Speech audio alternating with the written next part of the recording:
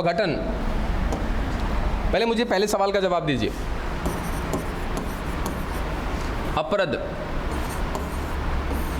किसको कहते हैं? डेट्राइट्स।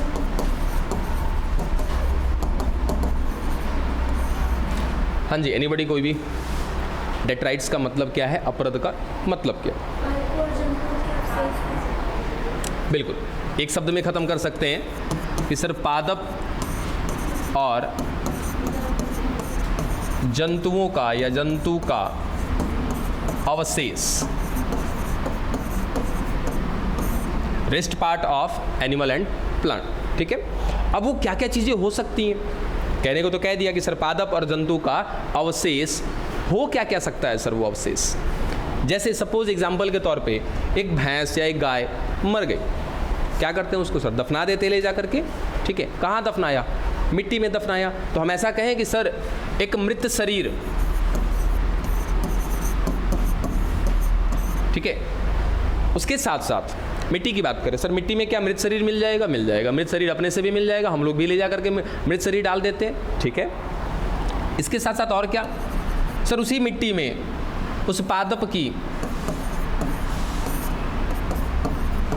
पत्तियां, टहनियां, कुछ भी, यानी कि इस पौधे का पार्ट वो भी गिरा होगा यहाँ पर।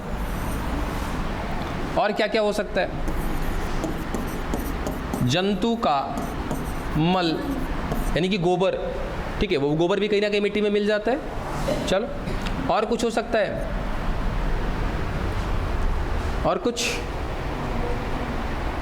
हम लोग क्या करते हैं, साग सब्जी जितना भी इस्तेमाल करते हैं, तो क्या सारा का सारा इस्तेमाल कर देते हैं या उसका कुछ भाग हम लोग फेंक भी देते हैं? फेंक भी देते हैं। उसको भी इसी में गिनती कर लीजिएगा, इसी पादप के अवशेष में गिनती कर लीजिएगा। यानी कि सर हम सब्जी भी बनाते हैं, जैसे आलू का, तो आलू का छिलका हम क्या करते हैं सर? फेंक देते हैं। पालक लिया तो पालक का सारा पत्ती का एक एक भाग थोड़ी इस्तेमाल करते हैं, सोर जड़ वाला भाग क्या करते हैं? काट करके फेंक देते हैं। तो फेंकने को तो हम तो सर ऐसे नाली में बहा देते हैं, क्योंकि हमें कल्चर का कोई मतलब पता नहीं है। नहीं करते हैं ऐसा?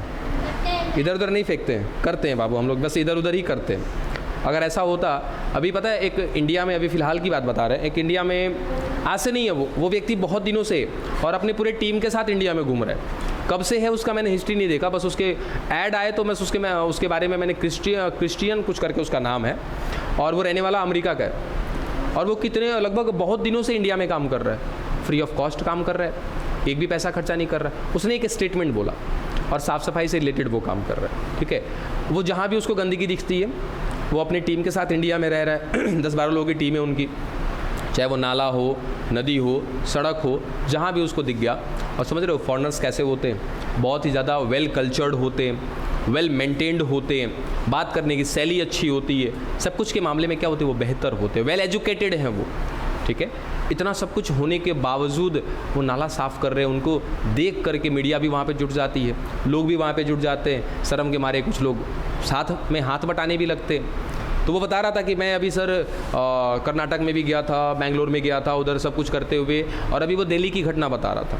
नहीं, दिल्ली की नहीं थी, तिरुवनंतपुरम की थी, सॉरी, तिरुवनंतपुरम में वो था। वो लास्ट टाइम उसने एक बात बोली, आपको कुछ नहीं करना है, आप जहाँ भी रहते हो उसके आसपास, चाहे आपका घर है, उस घर के सामने 10 फीट का एरिया आप साफ रखो। बस ये 10 फीट आप कवर करो, ऑल इंडिया कब क्लीन हो जाएगा पता ही नहीं चलेगा।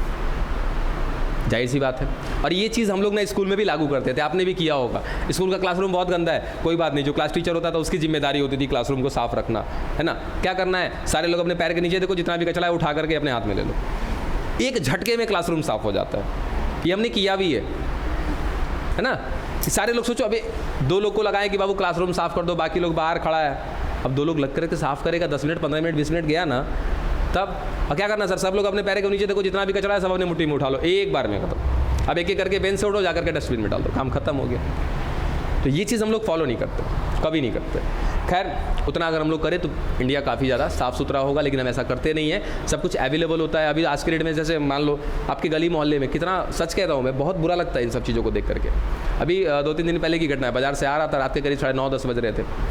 अब ऊपर से एकदम प्लास्टिक में बचा उचा खाना होना था, दिए धमाक फेंका होंगे, अरे बाप रे बाप, मेरे दिए पर ना गिरा, नहीं बच गया। तो वैसा कर लो, आपके घर में एक डब्बा रख दो, नॉर्मली तो रखते हैं लोग, लेकिन सारे लोग नहीं रखते। सारा लोग एक ही पॉलीथीन है, उसमें सड़ने वाला पदार्थ भी, ना सड़ने वाला पदार्थ भी। अब हम इसमें पढ़ेंगे कि हर चीज़ें गल नहीं सकती, हर चीज़ें सड़ नहीं सकती हैं। जिनका डिकम्पोजिशन हो सकता है उनको तो मिट्टी में डालना सही है, और जिनका डिकम्पोजिशन नहीं हो सकता उनको मिट्टी में डाल के मिट्टी को क्या करेंगे, प्रदूषित करेंगे हम लोग। ये तो बहुत गलत बात है, इसका खामियाजा भुगतना पड़ेगा हम लोगों को बहुत ज़्यादा। आज सब कुछ ठीक है, कोई दिक्कत नहीं है, रीज़न है कि सब कुछ अवेलेबल है हमारे पास। एक ऐसा समय आएगा ना, मिट्टी में एक बीज डालेंगे हम लोग ना, वो बीज उगेगा ही नहीं, अब कुछ नहीं कर सकते। फिर ये डे बाई डे हम लोग पॉल्यूशन फैला रहे हैं, और पॉल्यूशन केवल कचरा डालने से ही नहीं फैलता, ज़्यादा से ज़्यादा फर्टिलाइज़र यूज़ करने से भी फैलता है। ज़्यादा से ज़्यादा हाइब्रिड, जो हम लोग आगे क्या बढ़ रहे हैं, हाइब्रिड की तरफ बढ़ रहे हैं ना आगे। अभी एग्जाम्पल के तौर पे ले लो, अगर सपोज़ अभी अमरूद खाया आपने, एक छोटा सा अमरूद मिलता है, वो देहाती अमरूद होता है, लेकिन अभी ठेला पे तो इतने बड़े बड़े अमरूद मिलता है। एक छोटा वाला खाया आपने अमरूद, एक बड़ा वाला, दोनों में टेस्ट किसका अच्छा है? बड़ा वाला एकदम बदसूरत लगता है खाने में, कुछ समझ में नहीं आता उसका स्वाद कैसा है, ना तो ज़्यादा अच्छा मीठा होता है, ना ही ज़्यादा खटसूरत होता है, कोई समझ में नहीं आता उसका स्वाद। वो क्या है, वो हाइब्रिड है, क्योंकि एक सामान्यता अमरूद की साइज़ उतनी बड़ी नहीं होती है। अब हाइब्रिड है वो उतना ज़्यादा लार्ज साइज़ में बड़ी होती है, मैं मानता हूँ, ऐसी बात नहीं है। कुछ अच्छा हाइब्रिड कैसे बनाया गया होगा? हाइब्रिड हमने बनाना सीखा है ना, एक निम्न को एक उच्च को आपस में क्रॉसिंग कराते हैं, तो वो आगे चल के क्या बनता है, हाइब्रिड। तो जाहिर सी बात है कि अगर बड़ा वाला हाइब्रिड बना है तो ऐसा थोड़ा है कि केमिकल डाल दिया बड़े वाला हाइब्रिड बना दिया, ऐसा नहीं है। एक हाइब्रिड क्वालिटी भी कहीं ना कहीं होगी, एक अच्छी उन्नत किस्म की किस्में होंगी उसकी, एक उन्नत को एक निम्न के साथ कहीं ना कहीं कराया तो उससे बेस्ट मिला होगा। लेकिन हमको सबसे बेस्ट चाहिए तो क्या करेंगे सर, उन्नत को उन्नत के साथ क्रॉसिंग कराएंगे, यानी कि बेस्ट को बेस्ट के साथ क्रॉसिंग कराएंगे तो और भी बेस्ट मिलेगा। ऐसे कर करके मार्केट में भी बहुत सारी हाइब्रिड जातियाँ अवेलेबल है, हाइब्रिड प्रजातियाँ अवेलेबल है, लेकिन क्या उसका इस्तेमाल करना हमारे लिए सही है? नहीं। रीज़न है कि उनको उगाने के लिए, उनको जर्मिनेट करने के लिए अलग अलग एडेप्टिव कंडीशंस बनाने पड़ते हैं, अलग अलग अनुकूलित वातावरण बनाने पड़ते हैं, और उसको बनाने के लिए हमारे पास एक ऑप्शन है ग्रीन रिवोल्यूशन, हरित क्रांति। और हरित क्रांति कहती है चाहे जो करना है कर लो, उत्पादकता अच्छी होनी चाहिए, प्रोडक्टिविटी अच्छी होनी चाहिए, चाहे रसायन डालना है, केमिकल डालना है, डालो, कुछ करना है करो, प्रोडक्टिविटी आनी चाहिए, ज़्यादा से ज़्यादा आना चाहिए। ये डिमेरिट था किसका, ग्रीन रिवोल्यूशन का, हरित क्रांति का। ये एक प्रकार से गलत मुद्दा था कि कुछ भी करो। अब ऐसा थोड़ी है कि भाई अब कुछ भी कर लें आपको पढ़ा दें, लगता है पढ़ लोगे आप, संभव ही नहीं है, पढ़ लोगे, हमें तो नहीं लगता। अब ज़बरदस्ती किसी को दिनों रात पढ़ा रहे तो वही बात हो गई ना कि लड़का हमारा घर के पातर होगा, ले ठूस रोज़ खिलाइए रहे, दिनों रात खिला रहे, मर जाएगा, मोटाएगा नहीं। समझे? तो एक सिस्टम में चले हम लोग तो वो सब कुछ पॉसिबल है, अचानक से करना चालू करें तो पॉसिबल नहीं। ऐसे अचानक से आपके साथ भी ज़बरदस्ती आपको खिलाया जाएगा, आपके टॉपिक का डोज जस्ट अगले ही महीने से शुरू किया जाएगा ये काम, टेंशन मत लीजिए। सबके साथ होगा ऐसा, सबके साथ होगा ऐसा, मतलब एक महीने बाद आपको समझ में आ जाएगा। अरे वो हमारा नहीं है, हम तो ऐसा कभी आज तक किए नहीं, ज़बरदस्ती कभी ठूसे ही नहीं है हमारे अलावे। आप अच्छा ये बताओ, physics, chemistry, bio, math, Hindi, English जो भी है, आपके सारे सब्जेक्ट आपके सामने हैं। ओवरऑल बायोलॉजी को तो छोड़ के चलो, ये तो एकदम ऑप्शनल है, इसमें तो कोई प्रॉब्लम ही नहीं है। प्रॉब्लम आपके साथ हो सकती है, हमारे साथ तो नहीं है। मैं एकदम पैटर्न को लेके चला हूँ अपना, शुरू से लेकर के अंत तक बराबर हम लोग चले हैं। अभी अपने पास इतना समय है, दोबारा जा कर के पढ़ के आ सकते हैं, इतना समय अपने पास। लेकिन क्या फिजिक्स एकदम लेवल पर है? केमिस्ट्री, मैथ हो सकता है, क्योंकि मैथ ज़्यादातर क्या होता है, वो आपके ऊपर डिपेंडेंट होता है। टीचर ने एक प्रॉब्लम सॉल्व कर दिया, उससे जुड़ा हुआ 20 प्रॉब्लम है, वो आप मैनेज कर सकते हो, तो वहाँ अगर मैथ पीछे है तो उसके लिए आप जिम्मेदार है, हो सकता है। लेकिन बाकी हिंदी, इंग्लिश, फिजिक्स, केमिस्ट्री, इसका ओवरडोज दिया जाएगा आपको, अगले महीने से शुरू किया जाएगा, और आप मजबूर हो जाएंगे।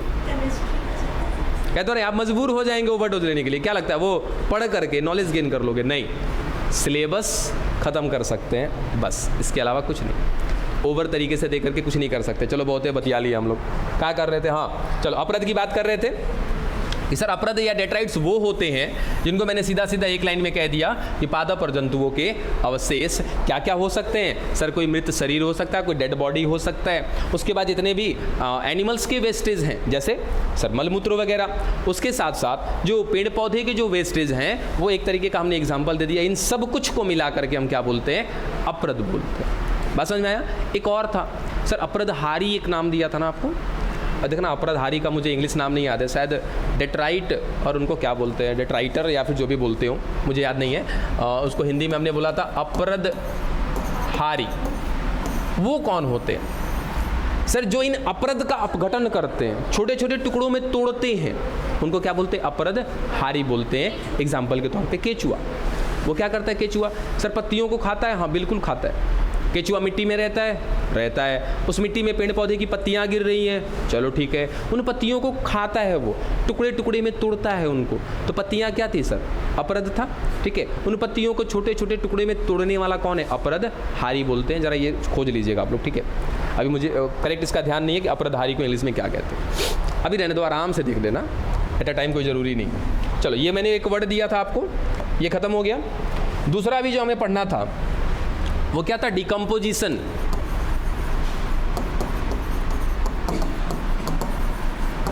अपघटन।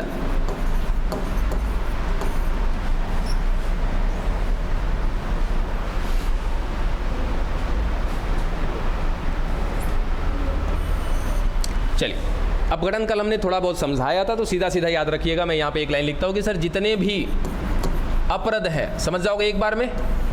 सर क्या बात कर रहे हैं, किसकी बात कर रहे हैं, डेट्राइट्स की बात कर रहे हैं। वो डेड बॉडी हो सकता है, कोई भी वेस्ट हो सकता है, कोई भी रेस्ट पार्टिकल्स हो सकता है, चाहे वो प्लांट का हो या एनिमल का, यानी कि कहीं ना कहीं एक पादप का या तो जंतु का अवशेष। अब अवशेष किसी भी रूप में मिल सकता है, जिनको हमने क्या बोला, अपरद का नाम दे दिया।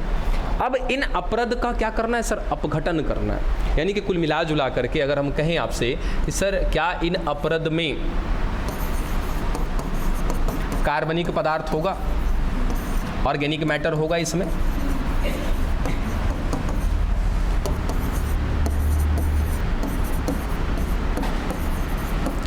और कार्बनिक पदार्थ भी होगा,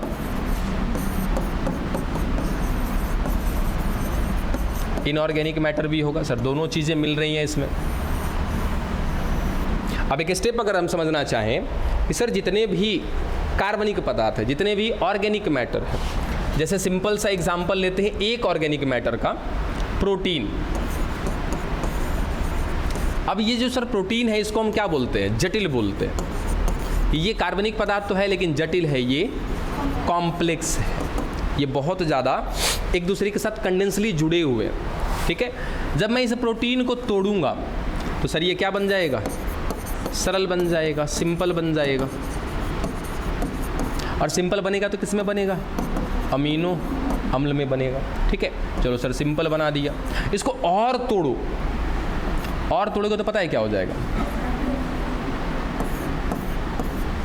सर, ये कार्बन, हाइड्रोजन, ऑक्सीजन, नाइट्रोजन, इन चार चीज़ों से मिलकर के बना है आपका अमीनो अम्ल। और ऐसे बहुत सारे अमीनो अम्ल को जोड़ा था तो क्या बना था, प्रोटीन। अब एकदम सर ये सिंपलेस्ट फॉर्म में आ गया ये, ठीक है। कार्बन अलग, हाइड्रोजन अलग, ऑक्सीजन अलग, नाइट्रोजन अलग, ये एकदम सिंपल हो गया। जिनको हम एक नाम देते हैं, देखो ये सबको पीरियोडिक टेबल में भी आपने देखा है, क्या बोलते हैं उनको, मेटल्स बोलते हैं, तत्व बोलते हैं, सॉरी एलिमेंट, सॉरी एलिमेंट बोलते हैं। एलिमेंट को हिंदी में क्या कहते हो, तत्व कहते हैं ना। चलो वो धातु हो जाएगा ना, मिस्टेक हो गया। चलो अब इन सभी धातुओं को, अरे इन सभी तत्वों को या एलिमेंट्स को कहीं ना कहीं हम एक नाम से जानते हैं, और वो नाम क्या होता है, मिनरल्स, खनिज, ठीक है। और इनको एक और भी चीज़ कह लो कि सर ये है कौन, एक प्रकार से अकार्बनिक पदार्थ, यानी कि एक प्रकार के ये है इनऑर्गेनिक।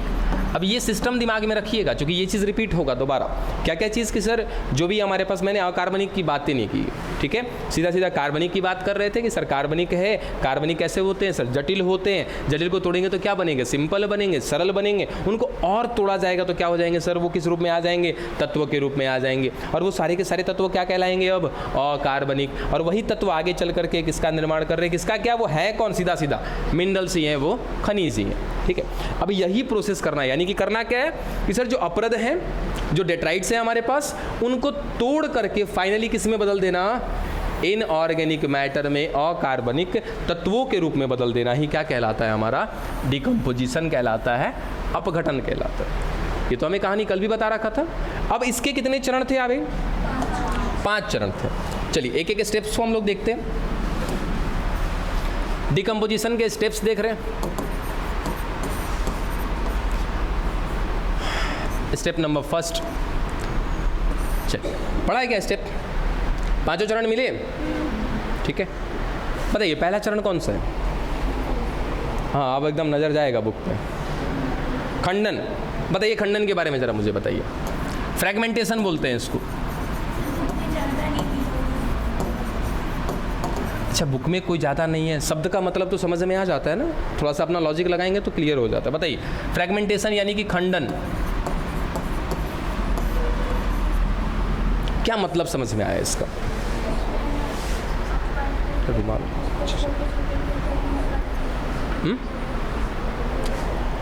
बताइए सही जा रहे, बताइए।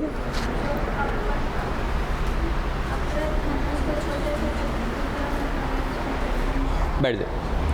चलिए शुरुआत हम कहाँ से कर रहे हैं सर, हमारे पास अपरद है, बातें नहीं करिए, वो अपरद कुछ भी हो सकता है, अभी अभी हमने समझ के ख़त्म किया है।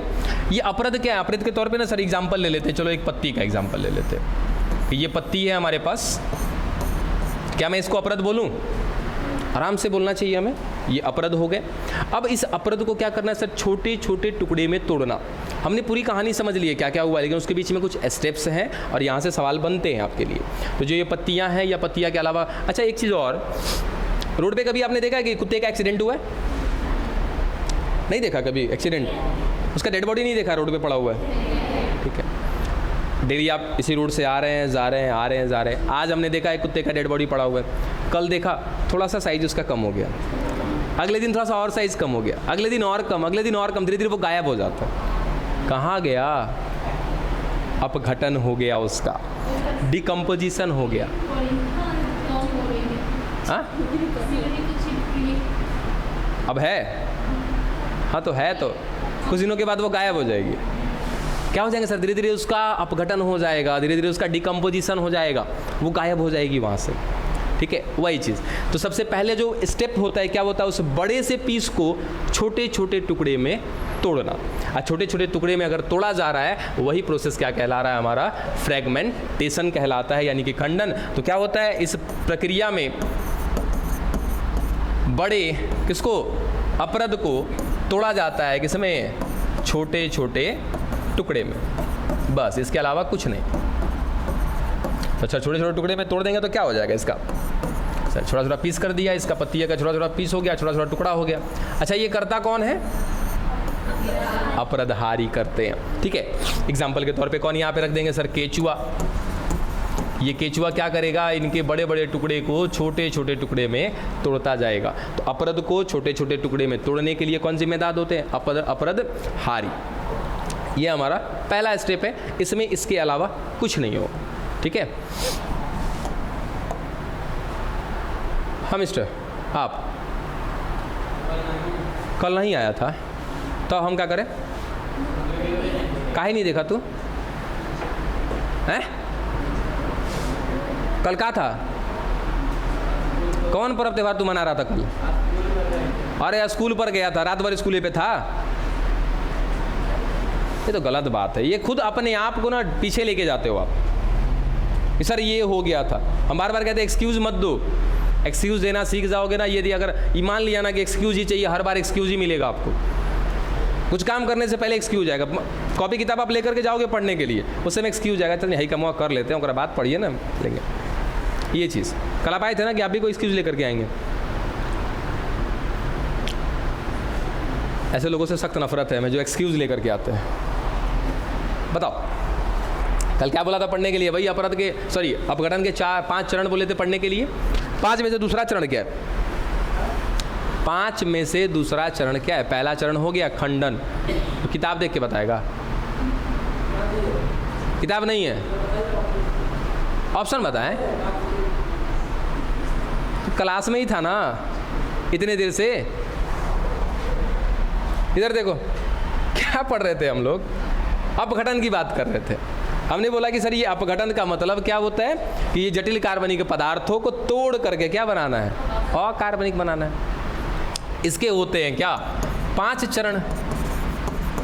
इस 5 चरण में से पहला चरण अभी खत्म किया है और आपसे मैंने दूसरा चरण पूछा है। स्टेप 2 बताइए।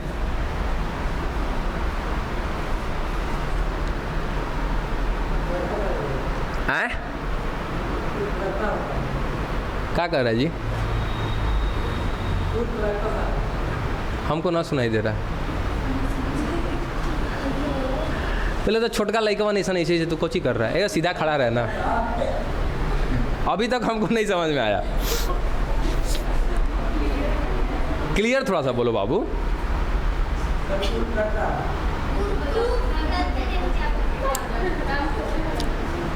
बैठ जाओ।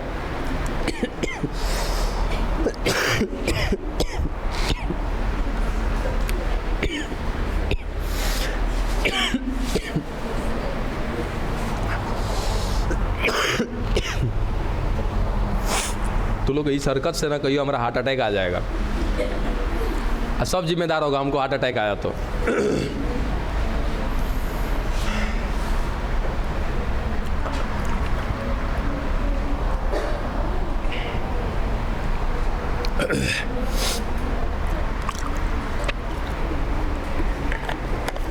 लीजिए अच्छा, थैंक यू। हाँ जी, आप खड़े हुई इधर बताइए, सेकंड स्टेप क्या है? नहीं आए थे?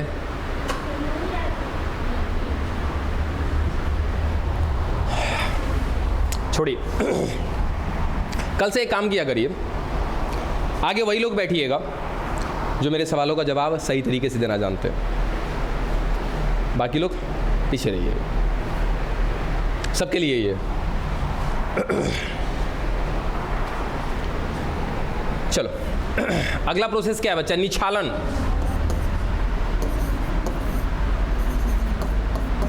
ऐसे ही है ना जी? क्षत्रिय वाला है, लीचिंग बोलते हैं इसको।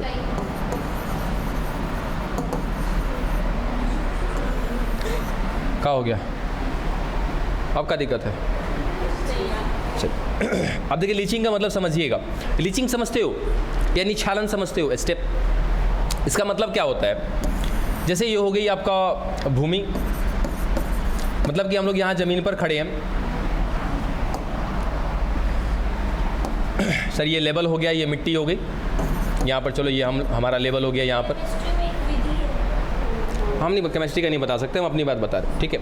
अब देखो यहाँ पर ना कुछ पड़ा हुआ है, हो सकता है, मैंने नहीं बोला कि ऐसा नहीं होगा, अब पढ़ा रहे हैं, बात देख लीजिएगा वही चीज़ है कि क्या है। अब देखो यहाँ पर सर इस मृदा पर ना कुछ पड़ा हुआ है ऊपर, ठीक है। मृदा के ऊपर यानी कि इस जमीन पर कुछ है। बारिश हुई, चलो ये ऊपर पानी भी आ गया, ठीक है। कुछ ये जो पीला पीला हमने बनाया ना सर, कुछ ऐसा पदार्थ है जिसमें से कुछ भाग इस पानी के साथ घुल जाएगा, कुछ भाग इस पानी के साथ नहीं घुलेगा। यानी कि हम ऐसा कहें कि सर ये जो पदार्थ यहाँ पर है ये 2 प्रकार का है। एक ऐसा जो जल में कैसा है, घुलनशील है, और एक ऐसा जो जल में क्या होगा, अघुलनशील है। अब आपको नहीं लगता कि सर जो घुलनशील होगा, पानी तो ऊपर ही रह जाता है कि नीचे जाता है? नीचे जाता है ना, ठीक है। तो सर पानी अगर नीचे जा रहा है, ये पानी नीचे आ गया यहाँ से, तो पानी क्या करेगा, अपने साथ उन पदार्थों को ले करके आएगा जो क्या है, उनके साथ घुलनशील है। यानी कि सर वो चीज़ें जो पानी में क्या होंगी, सुलेबल होंगी, वो पानी के साथ कहाँ चली आएंगी, नीचे चली आएंगी। बात पल्ले पड़ी। इसी प्रक्रिया को नाम देते हैं क्या बच्चा? निछालन का नाम देते हैं। यानी कि सिंपल सा अगर हम कहें कि अभी तक हमने क्या किया था, यानी कि पहले स्टेप में देखो तो कि सर जो भी हमारे पास अपरद था वो मिट्टी के ऊपरी सतह पर होगा, उसको पहले स्टेप में क्या किया गया सर? फ्रेगमेंटेट किया गया, ठीक है, यानी कि छोटे छोटे टुकड़े में तोड़ दिया गया। फिर पानी की मात्रा होगी तो अगले स्टेप में क्या हो जाएगा? इनका निछालन हो जाएगा सर। छोटे छोटे टुकड़े में तोड़ दिया, यहाँ छोटे छोटे टुकड़े में तोड़ने के बाद दो प्रकार के होंगे, कुछ क्या होंगे इसमें? कार्बनिक होंगे, कुछ इसमें क्या होंगे? अकार्बनिक होंगे, ठीक है। और स्पेशली मैं यहां पर बात कर रहा हूं किसका? अकार्बनिक का, याद रखिएगा, अकार्बनिक। कि सर यहाँ पर छोटे छोटे टुकड़े कर दिए गए जिनमें कार्बनिक भी हैं, अकार्बनिक भी हैं। और अकार्बनिक ऐसे होते हैं सर, दो प्रकार के होते हैं अकार्बनिक, कुछ घुलनशील होते हैं, कुछ अघुलनशील होते हैं। तो जो घुलनशील हैं वो क्या होंगे? पानी की सहायता से घुल करके नीचे की ओर मृदा में चले जाएंगे।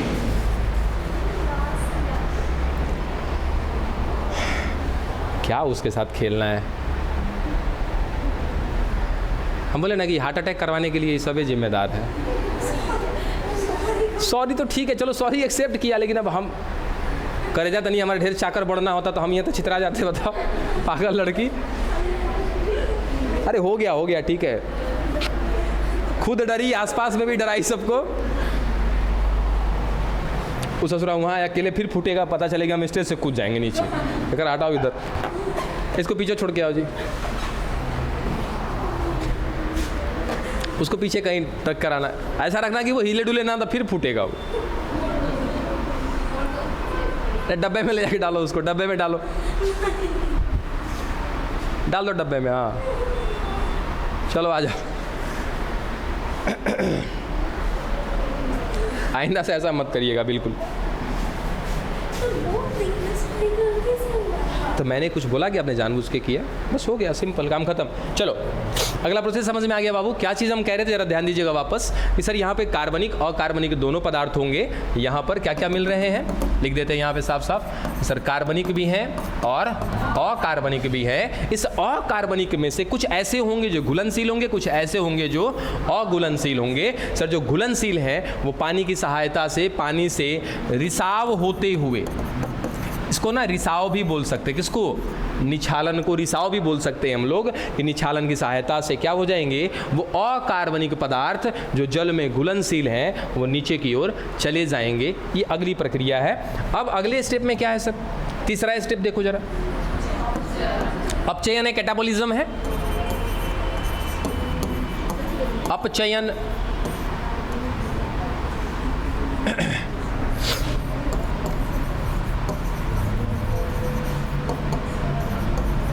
अच्छा, ये चीज़ आप पहले भी पढ़े हुए, ये चीज़ आप पहले भी पढ़े हुए। कैटाबोलिज्म का मतलब क्या होता है? तोड़ना कि जोड़ना?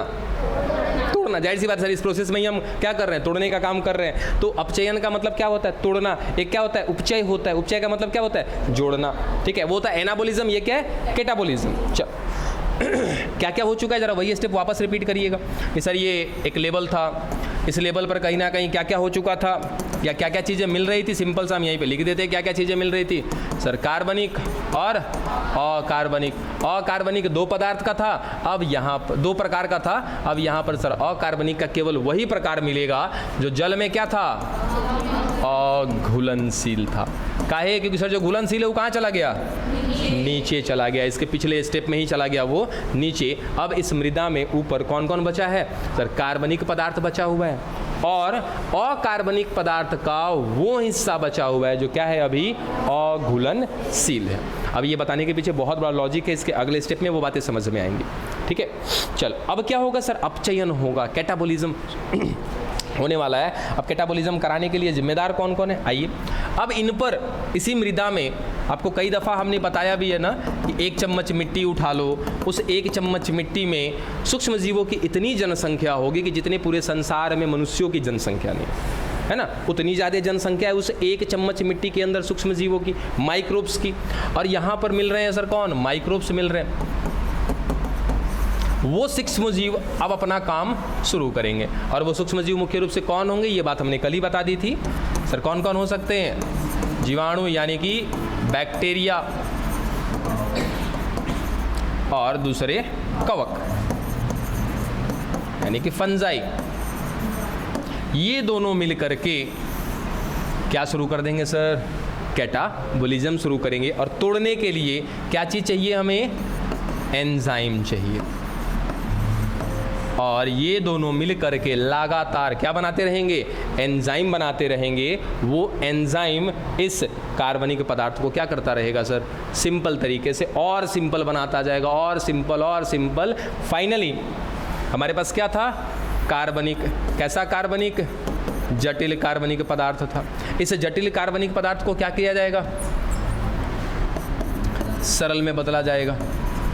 ठीक है, जटिल कार्बनिक पदार्थ को बदल दिया जा रहा है, सरल कार्बनिक पदार्थ में बदल दिया।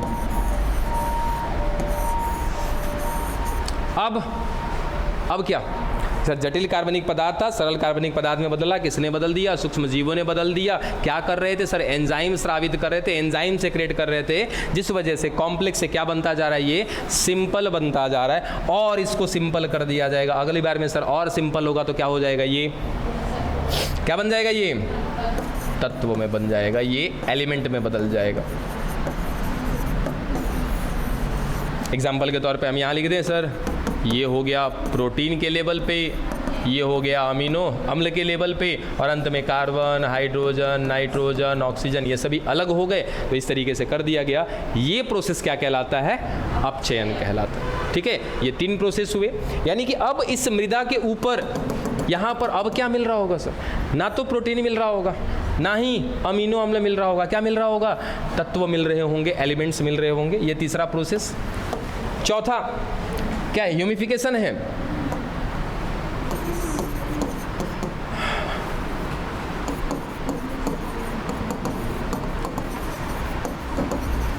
ह्यूमिफिकेशन को क्या बोलते हैं? ह्यूमीकरण। देख लेना, ह्यूमीकरण होना चाहिए। अब चलो ह्यूमस, पहले ये बताओ ह्यूमस क्या है? ह्यूमस किसको कहते हैं? ह्यूमस। ह्यूमस होता कैसा है? ये होता है गहरे भूरे रंग का होता है। ठीक है, डार्क ब्राउन कलर का होता है ये। ठीक है, अगला प्रोसेस ये हमारा क्या? ह्यूमिफिकेशन, ह्यूमीकरण है। इसका मतलब क्या होता है तो वो फिर बाद में देखेंगे। पहले क्या बोला सर? ह्यूमस कैसा होता है? गहरे भूरे रंग का होता है। और ये जो प्रोसेस है ये काफ़ी ज़्यादा धीमी प्रक्रिया है, बहुत ही ज़्यादा स्लो प्रोसेस है ये। ठीक है, अब होगा क्या कि सर ये जो आपके मिट्टी के ऊपर कौन मिल रहे थे? यहाँ पर बोलो, तत्व मिल रहे थे। ये तत्व क्या होंगे सर इस मिट्टी में? अच्छा, उससे भी पहले यहाँ पर एक स्टेप थोड़ा सा मैं आगे बढ़ गया। ये अचानक से यहाँ तत्व के रूप में नहीं आ जाएंगे सर, अभी कुछ सरल होंगे, सड़े गले होंगे। वो सड़े गले कहीं ना कहीं इसी स्टेप में आएगा कि वो सड़े गले कहीं ना कहीं यहाँ पर पड़े होंगे, वो धीरे धीरे मिट्टी के साथ मिल रहे होंगे। और उनका रंग कैसा होगा? गहरे भूरे रंग का होगा। कुछ उनमें ऐसे भी होंगे जो तत्वों में भी बदलते जा रहे हैं। तो वो जो सड़ा गला सा पदार्थ है जो मिट्टी के साथ मिलता जा रहा है ना, उसी को क्या बोलते हैं हम लोग? ह्यूमस बोलते हैं। ठीक है, और ये प्रक्रिया यानी कि मिट्टी में ह्यूमस का मिलना, ह्यूमस का बनना ही क्या कहलाता है? ह्यूमिफिकेशन कहलाता है। ठीक है, यानी कि यहाँ पर क्या क्या चीज़ें sir? Carbon, hydrogen, nitrogen, oxygen, ये सब चीज़ें तो मिल रही हैं। सड़ा गला सा जो पदार्थ मिल रहा है वो सब कुछ मिल करके इस मिट्टी की उपजाऊ क्षमता को बढ़ाता है। यानी कि इसको क्या बोलते हैं इंग्लिश में? Fertilising capacity. ठीक है, वो धीरे धीरे इसको इंक्रीज कर रहा होता है, ह्यूमस की मात्रा बढ़ रही होती है, इसी को कहते हैं ह्यूमिफिकेशन। अब अगला स्टेप क्या है आपका? मिनरलाइजेशन है। यानी कि क्या बोलते हैं उसको? खनिजीकरण बोलते हैं। मिनरलाइजेशन। अब इसमें क्या है? कुछ नहीं है इसमें, सिंपल सा कि सर इस मिट्टी के ऊपर सब कुछ क्या हो चुका है? अलग अलग हो चुका है। अब ये एक तरीके से क्या है? ये अभी लास्ट शुरुआत में ही बताया था, ये कौन है? खनिज है। तो सर ये मिट्टी के साथ मिले रह जाएंगे। इस मिट्टी में एक प्रकार से ये पोषक के लिए कैसे हो जाएंगे सर? ये भोजन के समान हो जाएंगे। पोषक कौन? जो इस मिट्टी से क्या लेगा? पोषण लेगा। इस मिट्टी में किसको लगाएंगे सर? पेड़ पौधे को लगाएंगे। ठीक है, और पेड़ पौधे को क्या चाहिए? क्या कार्बन चाहिए? हाइड्रोजन, नाइट्रोजन, ऑक्सीजन चाहिए? बिल्कुल चाहिए सर। उस मिट्टी में जब पौधा लगेगा उनको इन सारी चीज़ों की ज़रूरत पड़ेगी। हम कहते हैं ना अक्सर कि मिट्टी में जो पौधे की जड़ें हैं, वो जड़ क्या करती है? मिट्टी में पौधे की जड़ें सर पानी को अवशोषित करती हैं? नहीं। पानी उनका मोटो था ही नहीं। उनका मोटो क्या था? खनिज को उठाना वहाँ से। लेकिन सवाल ये बना कि सर खनिज तो उठा लिया, एक पौधे की जड़ों ने इस मृदा में क्या पड़ा था सर? खनिज को तो उठा लिया, तो क्या जड़ को ज़रूरत है खनिज का? नहीं, इस पौधे में क्या करना है? प्रकाश संश्लेषण करना है, और वो कहाँ पर होता है? उसकी पत्तियों में होता है। और पत्तियों तक खनिज जाएगा कैसे? आपके शरीर में ब्लड का घूमना क्यों जरूरी है पता है?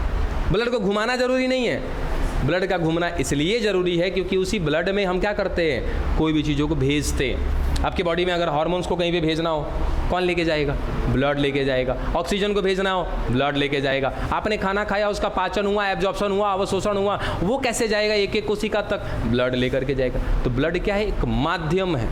इसीलिए पानी भी यहाँ पर क्या होता है? एक माध्यम होता है। आपको तो ये भी बात बताया ना कि सर पौधे जितना पानी लेंगे, क्या मैं उसको 100% कह सकता हूँ? और उसमें से क्या करता है? क्या वो 99% उड़ा देता है क्या? क्योंकि सर पानी की ज़रूरत तो थी ही नहीं उसको ज़रूरत किसकी थी? खनिज की, मिनरल्स की ज़रूरत थी। हाँ, लेकिन ऊपर तक बिना पानी की सहायता से मिनरल्स को नहीं भेज सकता था। इसीलिए पानी को इसने मीडियम बनाया, माध्यम बनाया। पानी की सहायता से नीचे से खनिज ऊपर लेकर के पहुंच गया। खनिज को कहाँ पहुंचा दिया? पत्तियों में। वहाँ पर काम शुरू हो गया। अब पानी तो बेकार में लिया था ही, इसीलिए सारा का सारा पानी क्या करते हैं? ये बाहर निकाल देते हैं। समझ में आया ये चीज़? तो ये पूरा 5 स्टेप है। 5 स्टेप का नाम याद रख लीजिएगा, क्या क्या चीज़ें हैं। सर पहला क्या था आपका? खंडन। दूसरा क्या था? निछालन। ठीक है। तीसरा क्या था?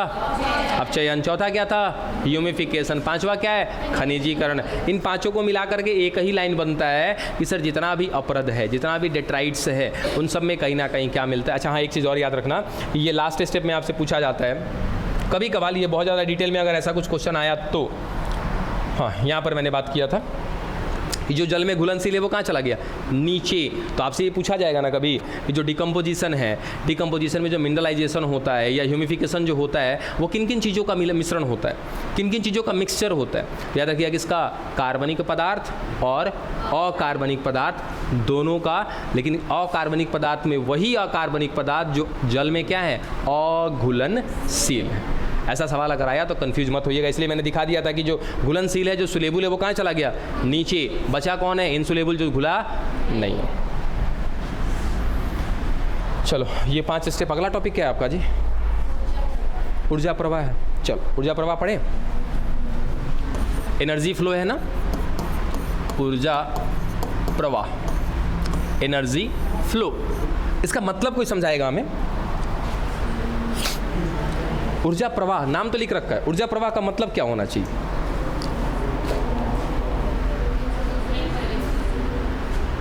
सर ऊर्जा यानी कि एनर्जी फ्लो करती है, एनर्जी बह रही होती है। कहाँ बह रही होती है? सर एक से दूसरे में। वो माध्यम हो सकता है, वो कोई जीव हो सकता है, कुछ भी हो सकता है। और आपने पढ़ा है ना, और क्या बोलते हैं उसको? थर्मोडायनेमिक्स का नियम बोलते हैं ना, ऊष्मागतिकी का नियम। ऊष्मागतिकी का पहला नियम क्या है? नहीं, आप रहने दीजिए, आप बताओ तो बाबू। पढ़ लिया ना ऊष्मागतिकी? नहीं पढ़ा अभी? अरे फिजिक्स में पढ़ना होगा, नहीं पढ़े हैं? पढ़ लिया ना तब तो खड़ा जा, जल्दी खड़ा जा। ऊष्मागतिकी का पहला नियम, हिंट। अच्छा करते हैं हिंट, बताओ हिंट। अब कैसे करें हिंट? है बैठो बेशर्मो, बैठो।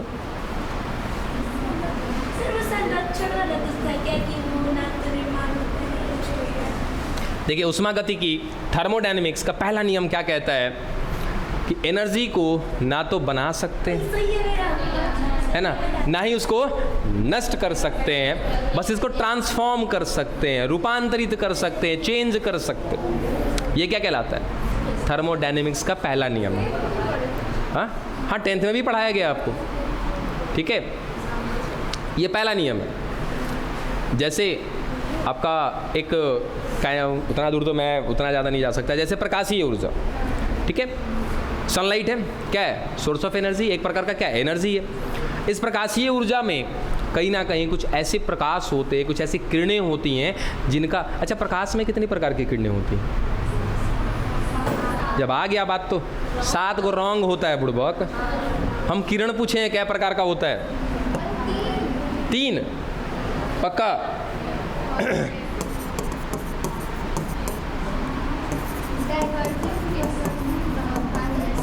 तक वो तो टकरा करके लौटती है, उसकी बात कर रहे हैं आप लोग।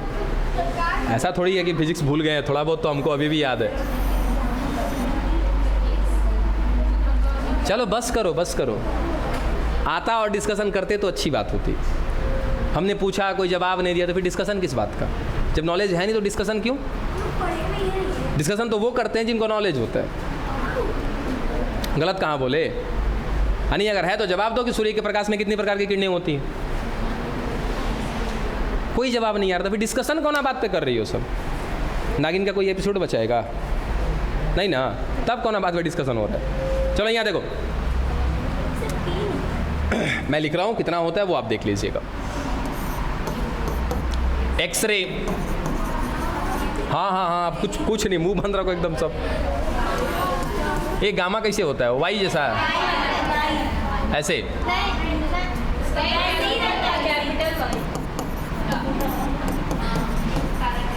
ठीक है अभी, ठीक है चलो। यूवी रे, विजिबल,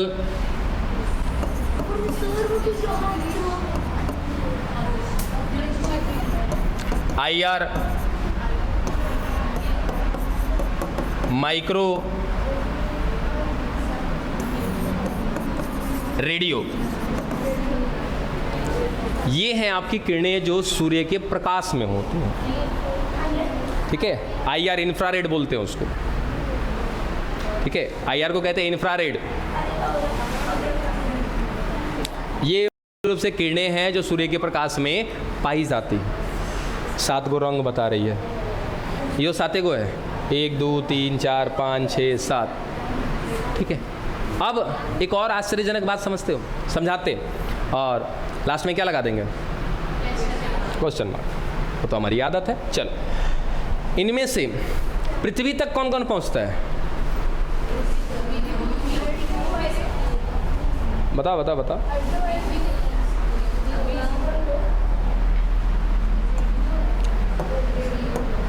देखो, ये तीनों पृथ्वी तक पहुंचती है। ठीक है, यानी कि यूवी रे, विजिबल लाइट या विजिबल रे, और IR रे। ठीक है, और एक बात तनिक सुनना, अच्छा इसको डिस्कशन करेंगे कल हम लोग, एनर्जी फ्लो वाली बात को। पहले तो थर्मोडायनेमिक्स का दूसरा नियम जानते हो क्या है? नहीं पढ़ के आना तब कल तो थर्मोडायनेमिक्स का दूसरा नियम। पहला नियम हमने बता दिया, दूसरा नियम पढ़ लेना। अच्छा, किन किन को लग रहा है कि सरे भुलाए हुए हैं दूसरा नियम, इसीलिए कह रहे हैं पढ़ कराने के लिए? हैं? कितने लोग ऐसा लग रहा है कि सर खुदे बुलाए हैं इसीलिए कहें? 10% वाला जो नियम है ना, 10%, आप ही ने कुछ दिन पहले 10% का जिक्र किया था। ठीक है, देखो दूसरा नियम क्या कहता है ना, पहला नियम कहता है कि सर एनर्जी को आप ना तो बना सकते हैं ना ही नष्ट कर सकते हैं, उसको एक से दूसरे में ट्रांसफर कर सकते हैं, ये पहला नियम है। दूसरा नियम क्या कहता है कि सर एक से दूसरे में ट्रांसफर होगा, ये पहला नियम बता दिया, यानी कि ना तो एनर्जी बनेगी ना ही एनर्जी नष्ट होगी। एनर्जी को क्या कर सकते हैं सर? एक से दूसरे में ट्रांसफर कर सकते हैं, लेकिन ट्रांसफर के दरमियान जिसमें से ट्रांसफर हो रहा है ना, ये अपने बॉडी से एनर्जी का लॉस कर देगा, और जो वो लॉस होगा वो in the form of heat, यानी कि उष्मा के रूप में वो क्या करेगा? लॉस करेगा। ये है दूसरा नियम, बता दिया है। IR एक प्रकार की किरण है बाबू, जिसको कहते हैं इंफ्रारेड, अवरक्त किरण। ठीक है, हिंदी में कहते हैं उसको, हिंदी में अवरक्त बोला, इंग्लिश में कहते हैं इंफ्रारेड। ठीक है, चलो ये हो गई, जिसमें से पृथ्वी पर यही तीनों पहुंच पाती हैं। ठीक है, अब आगे, अच्छा सॉरी टाइम का ध्यान नहीं था हमें, कोई बात नहीं। अब जो सवाल है वो सवाल खत्म कर लें। सवाल आपको दे देते हैं, सूर्य से प्रकाश जितना निकल रहा है वो क्या कहलाएगा? 100%, लेकिन पृथ्वी तक पता है कितना पहुंचता है? 50%। पृथ्वी तक 50%, जिसमें से लगभग 2 से 10%, इस क्वेश्चन सुनो, पृथ्वी तक कितना पहुंचा 50%, तो पृथ्वी पर कितना आ गया 50%। उस 50 में से 2 से 10% इस्तेमाल में जाता है उत्पादकों को। उत्पादक मतलब वही स्वपोषी प्रोड्यूसर इस्तेमाल में ले लेते, बाकी बचा हुआ क्या हुआ, हम लोग ले लिए, खा गई सब। कितना विटामिन डी लिया, सोचो। अरे आपसे ज़्यादा पौधों की संख्या होगी ना, आपसे ज़्यादा पौधों की संख्या, इस बात को मानते हो ना। अगर ना दिमाग में आएगी हमसे ज़्यादा कैसे पौधा हो सकता है, फाइटोप्लैंक्टन को याद कर लेना, पादप प्लावक को याद कर लेना, अभी कुछ दिन पहले वो कहानी चली थी ना। तो पादप प्लावक की संख्या तो पादप से ज़्यादा है, तो जंतु तो भाई फेल हो जाएंगे उसके आगे। तो पेड़ पौधे की संख्या बहुत ज़्यादा है सर, पादपों की संख्या बहुत ज़्यादा है, और उतना ज़्यादा है तो वो 2 से 10% ले रहा है, इतना है तो 2 से 10%, हम लोग इतनी है तो सब बाकी सब खा जाएंगे।